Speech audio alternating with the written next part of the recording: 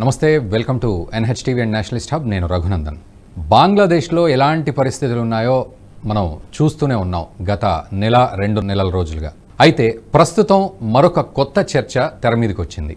బంగ్లాదేశ్ మన భారతదేశానికి power supply విషయంలో దాదాపు 500 నుంచి 800 మిలియన్ డాలర్లు మొత్తానికి బిల్లు కట్టాల్సి ఉంది. అది కూడా గౌతమ్ అదానీ అందించే పవర్ సప్లైకి. మొత్తానికి జార్ఖండ్ గోడా అనే ప్రాంతం నుంచి ఈ పవర్ సప్లై అవుతుంది. 2017లో భారత్తో బంగ్లాదేశ్ అగ్రిమెంట్ చేసుకుంది, ఒక 25 సంవత్సరాల అగ్రిమెంట్. అయితే దీనికి సంబంధించి బిల్లులు ఏవైతే ఉన్నాయో బంగ్లాదేశ్ దగ్గర పెండింగ్ ఉన్నాయి. 500 నుంచి 800 మిలియన్ డాలర్లు, అంటే దాదాపు 6,700 కోట్ల రూపాయలు బంగ్లాదేశ్ మన భారతదేశానికి కట్టాలి. అదానీ పవర్ వాళ్ళకి కట్టాల్సిన పరిస్థితి. అయితే ప్రస్తుతం ఉన్న తాత్కాలిక ప్రభుత్వం దీనికి సంబంధించి మరి ఎటువంటి సమాధానం ఇస్తుంది? మరి ఈ అమౌంట్ కనుక కట్టకపోతే రాబోయే రోజుల్లో బంగ్లాదేశ్కు భారత్ నుంచి వెళ్లే పవర్ సప్లై ఆగిపోతుందా? ఒకవేళ పవర్ సప్లై ఆగిపోతే అక్కడంతా అల్లకల్లోలం అవుతుందా? ఇదొక ఎత్తు అయితే, మరోవైపు ప్రస్తుతం ఉన్న తాత్కాలిక ప్రధాని మొహమ్మద్ యూనిస్ తానేమంటున్నారంటే ఇప్పటి వరకు భారత్తో ఉన్న ఏ డీలింగ్స్ అయితే ఉన్నాయో వాటన్నింటినీ కూడా మేము మళ్ళీ స్క్రూటినీ చేస్తాము అనే మాట ఒకటి అన్నట్టుగా తెలుస్తోంది. అంటే మరి స్క్రూటినీ చేసే సందర్భంలో మరి ఈ అమౌంట్స్ ఏవైతే ఉన్నాయో వాటిని పే చేస్తారా? షేక్ హసీనా ప్రభుత్వ హయాంలో కొన్ని ఒప్పందాలు కూడా జరిగినాయి, వాటిని కూడా స్క్రూటినైజ్ చేస్తామని చెప్పడం. సో ఓవరాల్గా ముఖ్యంగా మనం ఈరోజు ఈ వీడియోలో మాట్లాడుకునేది ఈ గౌతమ్ అదానీకి సంబంధించి ఇప్పుడు ఏదైతే ఈ పవర్ సప్లై భారతదేశం నుంచి తీసుకుంటున్నారో దానికి సంబంధించి అమౌంట్ కట్టకపోతే బంగ్లాదేశ్లో జరిగే పరిణామాలు ఏమిటి, ఎటువంటి పరిష్కారాలు బంగ్లాదేశ్కి ఉన్నాయి? ముఖ్యంగా చాలా సందర్భాల్లో మాట్లాడుతూ ఉంటాం మనం. మాల్దీవ్స్ విషయానికి వచ్చినప్పుడు కూడా ఇండియా అవుట్ అనే క్యాంపెయిన్ ఎత్తుకున్న మొహమ్మద్ ముయిజ్జు ఈరోజు భారతదేశానికి రావాల్సిన పరిస్థితికి వచ్చేశారు. మరోవైపు శ్రీలంక పరిస్థితి కూడా ఇదివరకు మనం చాలా సందర్భాల్లో మాట్లాడుకున్నాం. ఇక ఈరోజు బంగ్లాదేశ్ పరిస్థితి ఏ విధంగా ఉండబోతోంది, అండ్ భవిష్యత్తులో బంగ్లాదేశ్ కూడా మొత్తానికి భారత్కు మోహరిల్లే పరిస్థితి ఉంటుందా, లేకపోతే స్నేహపూర్వకమైన వాతావరణాన్ని మెయింటైన్ చేయాల్సిన పరిస్థితులు ఉంటాయా? ఎట్లా ఉంటుంది పొలిటికల్గా కానీ లేకపోతే అక్కడున్న సిచ్యువేషన్స్ పరంగా కూడా చూస్తే ఎలా ఉంటుంది పాసిబిలిటీస్ అనేది మనం మాట్లాడదాం. మనతో పాటు ప్యానెల్లో ఉన్నారు సురేష్ కొచ్చేటిల్ గారు, సీనియర్ జర్నలిస్ట్. సురేష్ కొచ్చేటిల్ గారు నమస్తే అండి, welcome to Nationalist hub. So బంగ్లాదేశ్లో మనం పరిస్థితి చూస్తున్నాం. ఆల్మోస్ట్ బంగ్లాదేశ్ అవుట్ అయిపోయింది, ఇంకా మళ్ళీ కోలుకునే పరిస్థితి లేదు అంటూ ఇట్లాంటి చాలా చర్చ మధ్యలో కొత్తగా ఇదొక చర్చ. 500 నుంచి 800 మిలియన్ డాలర్లు భారత్కి కట్టాల్సిన పరిస్థితి ఉంది, కరెంటు బిల్లు కట్టాలి అని చెప్పి. సో ఇది ఏమిటి ఆ సిచ్యువేషను, దాన్ని ఎలా అర్థం చేసుకోవాలి? అండ్ గౌతమ్ అదానీ ఇండస్ట్రీస్కి కట్టాల్సిన పరిస్థితి ఏంటి? మనం అందరికి తెలుసండి, ఈ అగ్రిమెంట్ ఒకటే అగ్రిమెంట్ కాదు. ఇండియన్ కంపెనీస్ 3-4 కంపెనీస్తో వీళ్ళు టైప్ చేసుకున్నారు. సెంప్కార్క్ అని ఇంకో కంపెనీతో టైప్ ఉంది, NBVL ఇంకో కంపెనీతో టైప్ ఉన్నారు. ఇది బేసిక్లీ ఒక 2017లో జార్ఖండ్లో ఒక యూనిట్ సెటప్ చేశారు మీరు చెప్పినట్లు. ఇది గవర్నమెంట్ ఆఫ్ బంగ్లాదేశ్ ఇప్పుడు రివ్యూ చేస్తూ అంటున్నారు. సరే రివ్యూ చేయండి, కానీ మన దగ్గర ఉన్న చాలా అగ్రిమెంట్స్ ఉన్నాయి, మనం దాన్ని కూడా రివ్యూ చేస్తాం. బంగ్లాదేశ్ ఎక్స్పోర్ట్స్, ఇండియాకు ఉన్న ఎక్స్పోర్ట్స్ కూడా మనం బంద్ చేసుకోవచ్చు మొత్తం. మన దగ్గర చాలా మటుకు హోసియరీ, మన ఇండియాలో కొంటున్న డ్రెస్సులు కానివ్వండి, హోసియరీ కానివ్వండి, బంగ్లాదేశ్ నుంచి వస్తుంది. అది మొత్తం అక్కడ ఇప్పుడు మొత్తం బంద్ అయిపోయింది. నిన్న కూడా పేపర్లో వచ్చింది, చాలా మటుకు ఎకనామిక్ న్యూస్ పేపర్స్లో వచ్చింది. Bangladesh entire garment industry is in dire states, అంటే మొత్తం అయిపోయింది, వాళ్ళు ఆల్మోస్ట్ ఫినిష్డ్ అనమాట. రికవర్ చేయడం చాలా కష్టం. ఎందుకంటే మీకు ఒక అగ్రిమెంట్ చేసినప్పుడు ఒక కంపెనీతోని దానికి ఒక శాంక్టిటీ ఉంటుంది. గవర్నమెంట్ మారిందని చెప్పి అగ్రిమెంట్ మార్చలేము. రాహుల్ గాంధీ అదే లాంగ్వేజ్ మాట్లాడతారు. చూడండి, 3 ఇండియన్ కంపెనీస్తో అగ్రిమెంట్ ఉంది, కానీ వీళ్ళు రివ్యూ చేస్తున్న అదానీతో ఒకటే. అదెందుకు? ఆల్మోస్ట్ $1 బిలియన్, $1.8 బిలియన్ వీళ్ళు అవుట్ స్టాండింగ్ ఉంది అన్ని పవర్ కంపెనీస్ కలిపి. వాళ్ళ డొమెస్టిక్ కంపెనీస్ కూడా వాళ్ళు డబ్బులు ఇవ్వట్లేదు. అదానీ సప్లై చేసే పవర్ వాళ్ళ దాంట్లో ఆల్మోస్ట్ 7 to 8% వాళ్ళ కాంట్రిబ్యూషన్ బంగ్లాదేశ్కి వెళ్తుంది అన్నమాట, టోటల్ కన్జంప్షన్. ఇప్పుడు కట్ చేస్తే కూడా వాళ్ళు పవర్ కట్ పెట్టేస్తారు అంతే, వాళ్ళు ఇంకేం చేయరు.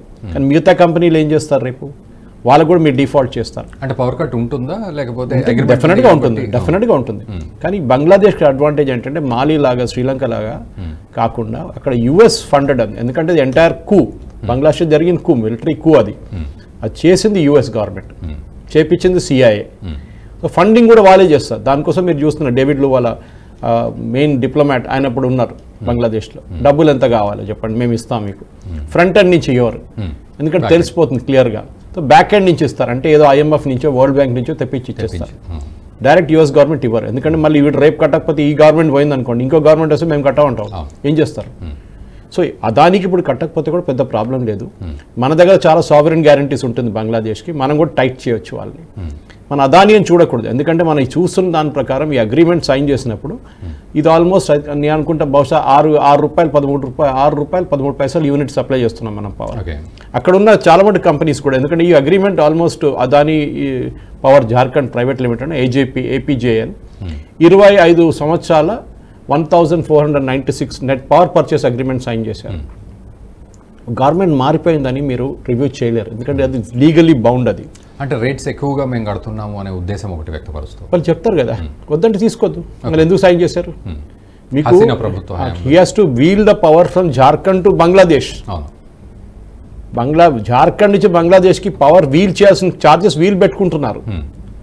ఇప్పుడు అనుకోండి, మీరు ఒక సరుకు హైదరాబాద్ తీసుకెళ్తున్నారు, మీ లారీలో పెట్టారు, సప్లై అడిగినోడు కలకట్టాలో ఉన్నాడు, మీరు సప్లై చేస్తున్నప్పుడు ఈ ట్రాన్స్పోర్ట్ కాస్ట్ ఎవడు కడతాడు?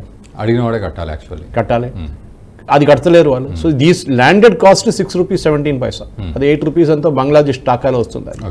సో ఈ ప్లాంట్ ఇప్పుడు మనం చూస్తున్న పర్టికులర్ ప్లాంట్ ఏం చేస్తున్నారంటే వీళ్ళు 100% మేము కొనుక్కుంటా అని చెప్పి అగ్రిమెంట్ పెట్టుకున్నారు వీళ్ళు. ఈ ప్లాంట్ రన్ చేస్తుంది కూడా 100% ఇంపోర్టెడ్ కోల్ మీద రన్ చేస్తుంది, డొమెస్టిక్ కోల్ కాదు, బయట నుంచి తెచ్చుకుంటున్నారు కోల్. బికాజ్ ఆ ఏరియాని స్పెషల్ ఎకనామిక్ జోన్గా ఇండియన్ గవర్నమెంట్ 2019లో డిక్లేర్ చేశారు జార్ఖండ్ దగ్గర, ఆ పర్టికులర్ యూనిట్ ఏరియాలో. సో అక్కడ ఉన్న కంపెనీలు అందరికీ they can import without paying duties. మన దగ్గర గోల్డ్ ఉంటుంది, కొన్ని కంపెనీస్ IT పార్క్స్ ఉంటుంది, వాళ్ళకంతా ఆ బెనిఫిట్ ఉంటుంది అన్నమాట. ఇప్పుడు ఈ పర్టికులర్ ప్లాంట్, ఈ గొడ్డా ప్లాంట్ అంటారు దీన్ని, ఈ Godda plant is almost supplying 7 to 10% నేను చెప్పినట్టు పవర్ బంగ్లాదేశ్కి. 2023-24లో వాళ్ళు 7,508 మిలియన్ యూనిట్ సప్లై చేశారు. భారతదేశం ఇంకా చాలా రాష్ట్రాలకు సప్లై చేస్తున్నారు, పక్కన ఉన్న నేపాల్కి సప్లై చేస్తున్నారు. మనకి ఎక్కువ లేదు సప్లై చేయడానికి, నేపాల్ ఉన్నారు పక్కన, భూటాన్ కూడా సప్లై చేస్తున్నాము. భూటాన్ దగ్గర ఎక్సెస్ హైడల్ పవర్స్ చాలా ఉన్నాయి. భూటాన్ దగ్గర కొనుక్కుంటాం మనం ఒక్కొక్కసారి పవర్, మనమే సెటప్ చేసాం వాళ్ళ పవర్ యూనిట్స్ అన్ని. భూటాన్ దగ్గర టెక్నాలజీ లేదు హైడ్రో పవర్ సెటప్ చేయడానికి, నీళ్ళు ఉన్నాయి వాళ్ళ దగ్గర, ఎందుకంటే మౌంటైనస్ రీజన్, చాలా మటుకు రివర్స్ ఉన్నాయి, అక్కడ మనం ట్యాప్ చేస్తాం. నేను కూడా ఆల్మోస్ట్ 1986లో ఫస్ట్ టైం ట్రావెల్ చేసిన భూటాన్కి వెళ్ళినప్పుడు అక్కడ నేను వర్క్ చేసిన హోటల్లోనే అక్కడ అంతా ఇంజనీర్స్ ఉంటుండే, ఇండియన్ ఇంజనీర్స్, ఒక పవర్ ప్లాంట్ సెటప్ చేయడానికి వచ్చారు వాళ్ళు. హైడల్ పవర్ ప్లాంట్, నీళ్ళతో ఉన్న ప్లాంట్, మన శ్రీశైలం నాగార్జున సాగర్ లాగా, కానీ చిన్న ప్లాంట్స్ అన్నమాట. సో ఈ మొత్తం దాని ప్రకారం టోటల్ వాల్యూ చూస్తే, ఇప్పుడు చూస్తే మనం టోటల్ 11,934 మిలియన్ బంగ్లాదేశ్కి పవర్ ఎక్స్పోర్ట్ చేశాం. ఈ అదాని ఒక్క ప్రాజెక్టే 63% సప్లై చేశారు. దాంట్లో మిగతా ఇండియన్ కంపెనీస్ కలిపి మిగతా 27% సప్లై చేశారు. డిఫాల్ట్ చేస్తే అన్ని ఇండియన్ కంపెనీస్ డిఫాల్ట్. సో వాళ్ళు డిఫాల్ట్ భయపడక్కర్లేదు, ఎందుకంటే these are all tied to international payments. మనం ఒక LC అంటాం, మనం యూజువల్లీ ఎక్స్పోర్ట్ చేసిన LC ఉంటుంది, లెటర్ ఆఫ్ క్రెడిట్ అంటే. మీరు ఇవ్వకపోతే కూడా బ్యాంకులో వెళ్ళి వీళ్ళు తెచ్చుకుంటారు అది. బ్యాంక్ వాళ్ళు చూసుకుంటారు. దాని తర్వాత ఎనీ ఇంటర్నేషనల్ పేమెంట్ వస్తే ఫస్ట్ గుంజుకుంటారు వీళ్ళు. మన దగ్గర కూడా అంతే కదా. ఇప్పుడు రేవంత్ రెడ్డి సబ్సిడీ ఇచ్చాను ఫార్మర్స్కి, రైతు మాఫియా అన్నాడు, అది ఏం చేస్తారు? బ్యాంక్కి కడతారు. బ్యాంక్కి కట్టినప్పుడు ఏమవుతుందంటే బ్యాంక్ వాడు ఫస్ట్ దాని నుంచి అమౌంట్ డిడక్ట్ చేసుకుంటాడు, రావాల్సిన అమౌంట్. డైరెక్ట్ రైతుకి ఇస్తే ఏమవుతుందంటే రైతు బ్యాంక్కి కట్టడు, ఒకసారి చేతిలో పెట్టుకుంటాడు. So that is how payments are done అన్నమాట. సో వాల్యూ టర్మ్స్లో ఈ సప్లై చేసిన పవర్లో వాల్యూ టర్మ్స్లో చూస్తే ఆల్మోస్ట్ $1 బిలియన్ అయిపోయినాయి అనమాట. అది almost 10% of our supply to the neighbour Bangladesh అన్నమాట. ఇప్పుడు అడిగినప్పుడు కూడా అదానీ స్పోక్స్ పర్సన్ ఏం చెప్పారంటే, బంగ్లాదేశ్ రివ్యూ చేస్తున్నారు మా PP అని చెప్పి మాకు ఎక్కడ న్యూస్ రాలేదు. ఆ రూలింగ్ పార్టీలో ఒకరు చెప్పాడు, ప్రైమ్ మినిస్టర్ చెప్పలేదు. ఎవడో ఒకడు జమాత్ ఇస్లామీ పార్టీ కదా, anti India pro Pakistan party అది. సో వాళ్ళు డెఫినెట్లీ చేస్తారు, ఎందుకంటే మొహమ్మద్ అలీ జిన్నా పార్టీ జమాత్ ఇస్లామీ, వాళ్ళు బంగ్లాదేశ్లో ఉన్నారు, భారతదేశం మీద ఎంతో దాడి చేశారు, వాళ్ళని బంద్ చేయడానికి వాళ్ళ లీడర్లన్నీ జైల్లో పెట్టారు, షేక్ హసీనా. దానికోసం ఆమె మీద ఎంత కోపం వాళ్ళకి. సో డెఫినెట్గా మనం ఇప్పుడు సప్లై చేయకపోతే, మనకు డబ్బులు ఇవ్వకపోతే మేము సప్లై చేస్తాం, కానీ ఒక స్టేట్కి వచ్చినప్పుడు బంద్ చేస్తారు. ఆ డబ్బులు ఎట్లా తెచ్చుకోవాల్సిందో అది ఇండియన్ గవర్నమెంట్కి చాలా బాగా తెలుసు. మనం స్లోలీ బంగ్లాదేశ్ని థ్రాటిల్ చేయొచ్చు, మన డబ్బులు మనకు అవుట్ స్టాండింగ్ ఉన్న కట్టేసాడు. కానీ ఇప్పుడు అంత ఆ పరిస్థితికి వెళ్ళక్కర్లేదు. మాల్డీవ్స్ ఎట్లా దిగొచ్చారో బంగ్లాదేశ్ కూడా అట్లనే దిగొస్తారు. ఒకరోజు ఎక్కువ రోజు US దాంట్లో ఉండలేరు వాళ్ళు. మనం చూసా US ఏ కంట్రీకి వెళ్ళిందో ఆ కంట్రీని మొత్తం సత్యనాశ్ చేసి బయటికి దిగిందనమాట. ఆఫ్ఘనిస్తాన్ ఉండొచ్చు, మన ఇరాక్ ఉండొచ్చు, సిరియా ఉండొచ్చు, లిబియా ఉండొచ్చు, ఎక్కడెక్కడ వాళ్ళు వెళ్ళి ఆక్రమించి అక్కడ పెట్టుకున్నారో ఆ దేశాన్ని మొత్తం సత్యనాశ చేశారు. No nation has developed because of United States. వాళ్ళు మిలిటరీలు కానీ ఎకనామికలీ కానీ వాళ్ళు డిస్ట్రాయ్ చేసేస్తారు వాళ్ళ కంట్రీని. సో ఇప్పుడు ఇక్కడ ఏం ఆప్షన్స్ ఉన్నాయంటారు మరి? ఆ డిస్ట్రాయ్ అవ్వడం అనే పాసిబిలిటీస్ ఉన్నాయా, లేకపోతే కట్టి మళ్ళీ టైప్స్ కరెక్ట్గా చేసుకునే పరిస్థితులు ఉన్నాయి బంగ్లాదేశ్కి? కట్టాల్సిందండి. టోటల్ పేమెంట్ డ్యూ వాళ్ళది. టోటల్ నేను ఇప్పుడు చూస్తున్నాడు టోటల్ పవర్ లయబిలిటీస్ వాళ్ళ ఎనర్జీ అడ్వైజర్ అంటున్నాడు టోటల్ $3.7 బిలియన్. దాంట్లో అదానికి ఇవ్వాల్సింది 800 మిలియనే. మిగతా చాలా ఉన్నాయి ఇంకా ఇవ్వడానికి. అందరు కలిసి రేపు నేను బంద్ చేస్తా అంటే బంగ్లాదేశ్ మొత్తం 100% పవర్ కట్కి వచ్చేస్తుంది పరిస్థితి. అది వచ్చేస్తుంది ఒకరోజు డెఫినెట్గా. ఎందుకంటే వాళ్ళ బ్యాలెన్స్ ఆఫ్ పేమెంట్స్ క్రైసిస్ కూడా ఉంది వాళ్ళ దగ్గర. మన దగ్గర పెద్ద ఇక్కడ లెఫ్టిస్ట్ మీడియాలు ఇక్కడ కొన్ని మన జేఎన్యూ లాంటి వాళ్ళు అంత సెలబ్రేట్ చేసుకున్నారు. Bangladesh per capital is bigger than India అని రాహుల్ గాంధీ కూడా ట్వీట్ చేశారు. ఇప్పుడు ఏమైందండి పర్ క్యాపిటల్? అన్ని ఫేక్ డేటా ఉండే, అదంతా ఫేక్ డేటా ఉండే, ఒట్టే హవాలో చెప్పారు అంత డేటా అంతా. ఇప్పుడు అదేం లేదు, మొత్తం పోయింది, ఇప్పుడు రియాలిటీకి వచ్చారు ఇప్పుడు. సో డెఫినెట్లీ ఇప్పుడు ఏం అయిందంటే 2018లో గవర్నమెంట్ ఈ ఇండియన్ గవర్నమెంట్ ఈ అగ్రిమెంట్ రెగ్యులేషన్ కొంచెం చేంజ్ చేశారు ఓవరాల్. దాంట్లో ఏం చెప్పారంటే Adani can cell the power, okay, కానీ వాళ్ళు డబ్బులు ఇవ్వకపోతే రేపు మీరు అదే యూనిట్ 1600 మీరు ఇండియన్ గ్రిడ్కి మార్చుకోవచ్చు. ఇండియాలో ఎక్కడ ఏ స్టేట్గా కావాలంటే మీరు అమ్మేసుకోండి. సో వాళ్ళకి నష్టమేం లేదు. They can just stop, switch off చేసి ఇక్కడ ఆన్ చేస్తే ఇక్కడికి వెళ్ళిపోతుంది, ఇండియాకి వచ్చేస్తుంది పవర్ అంతా. మనకు కావాల్సింది, మన దేశంలో power consumption is increasing by the year. And మన దగ్గర పేమెంట్స్ చాలా స్ట్రిక్ట్. ఏ స్టేట్ అయినా కానీ బిల్లు కట్టకపోతే ఎన్టీపీసీ లెవెల్లో కానీ నేషనల్ కార్పొరేషన్ మన హైడ్రల్ కార్పొరేషన్ కానీ ఎవరైనా కానివ్వండి నేషనల్ లెవెల్ పవర్ గ్రిడ్ వాళ్ళు ఆఫ్ చేసి పడేస్తారు స్విచ్. ఏ స్టేట్ అయినా కానీ మన తెలంగాణ ఛత్తీస్గఢ్ నుంచి బీఆర్ఎస్ టైంలో ఛత్తీస్గఢ్ నుంచి చెప్పించుకున్నాం మనం పవర్ డైరెక్ట్లీ. సో ఈ డెఫినెట్లీ బంగ్లాదేశ్ది ఈ 4 ఇప్పుడు ఇండియా నుంచి తెచ్చుకున్న కంపెనీస్ది యావరేజ్ కాస్ట్ ఆఫ్ ఎలక్ట్రిసిటీ మీకు చెప్పాను నేను. అది కాకుండా కంపెనీ టు కంపెనీ మారుస్తుంది. కొంతమంది $4 నుంచి $8. కొన్ని కంపెనీలు అయితే పీటీసీ లిమిటెడ్ అని వాళ్ళు $9 సప్లై చేస్తున్నారు. అండ్ సెమ్కార్ప్ అనే కంపెనీ $9. ఎందుకంటే బంగ్లాదేశ్ టాకా అనేది ఇండియన్ రూపీ కన్నా తక్కువ ఉంది వాళ్ళ విలువ.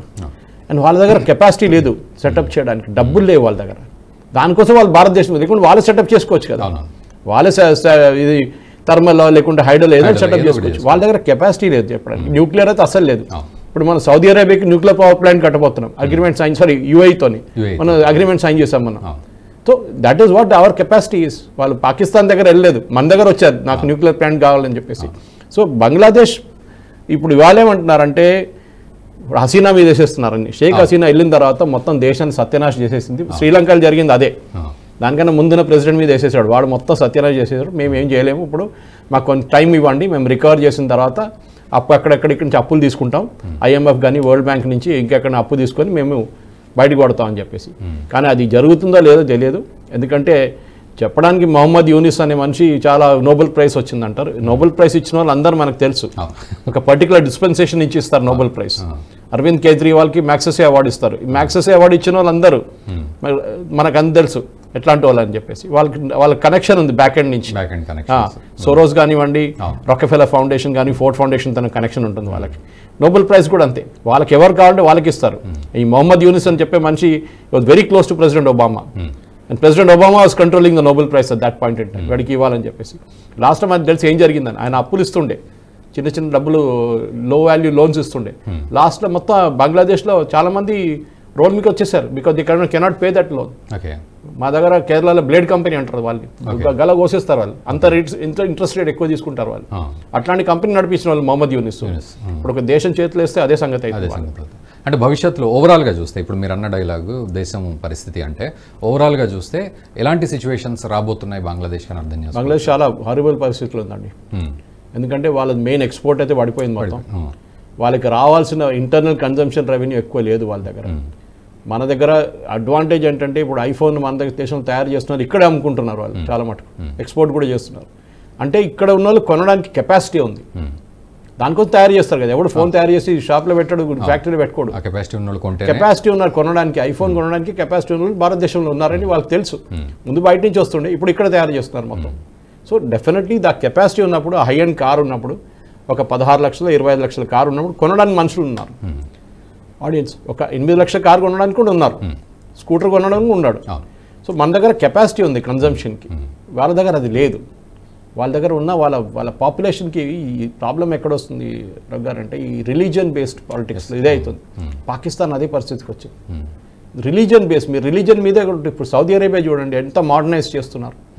మొహమ్మద్ బిన్ సల్మాన్ MBS ఏం చేస్తున్నాడు, దాని కంపెనీ నేను యూరోప్ చేసి పడేస్తా అంటున్నాడు. బుర్కాలు లేవు, ఏం లేవు.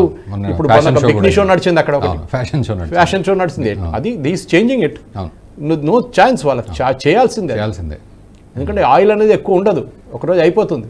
సో ఇక్కడ మీరు అన్నట్టు పాకిస్తాన్ లాగా మారుతుందా వీళ్ళు కూడా మళ్ళీ మాల్దీవ్స్ లాగా? మనకు మాల్దీవ్స్ అనేది ఒక చిన్న రాజ్యం అండి, వాళ్ళకి వాళ్ళ ప్రాబ్లమ్స్ అలాగే. వాళ్ళకి బంగ్లాదేశ్ అంటే కాదు, బంగ్లాదేశ్ ఏంటంటే వాళ్ళకి ల్యాండ్ రూట్స్ అనేది లేదు. ల్యాండ్ రూట్ అనేది ఇండియాతోనే వెళ్ళాలి, కానీ వాళ్ళకి సీ రూట్ ఉంది. ఆ సీ రూట్ నుంచే వాళ్ళకి రావాల్సింది అన్నీ రావాల్సింది అనమాట. కానీ ల్యాండ్ రూట్స్ నుంచి మీకు రావాల్సిందంతా భారతదేశం నుంచే రావాలి వాళ్ళకి.